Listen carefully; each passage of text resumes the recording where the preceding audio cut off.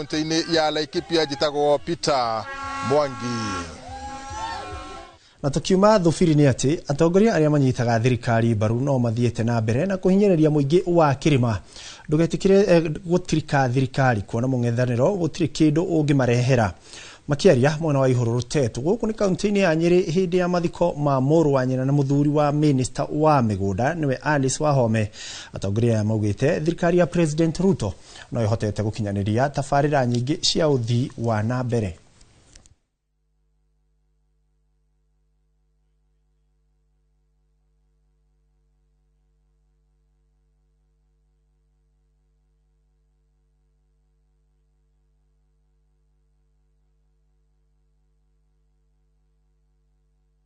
Akoroni hau Alice arauga ri barabara ici ni tuguciona kana gutiguciona njira iria tungiciona ni njira iriku ako ni njira A hau niho tuguthiira ako ni njira B hau niho tuguthiira na kaba kindu kiri njara kaba nyoni iri njara handu ha nyoni iri githaka turi mwandu aitu nimunajigura ndiramwira ndiramwira muthie kana muthie kana muthie ndiramwira A B kana C ndiramwira mugiku aciarirwa ni mundu mwiku atia.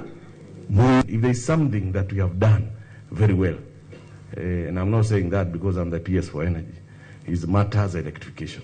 Here, the county of Nyeri alone, His Excellency the President atuhete besha 1.4 billion shillings to electrify Nyeri with her 6 constituents. Among the 1.4 projects, today we are electrifying with Mulikamuzis, and one of the Mulikamuzi is being launched here. 20 billion Kenya shillings going into roads projects, including our dearest projects for the Mau. And we have funding for those where work is remaining. He asked me to confirm that that work will complete. And we have roads projects worth 21 billion Kenya shillings from this government. Yatikima kaunti-ini ya Nyeri ni ati kurumirwo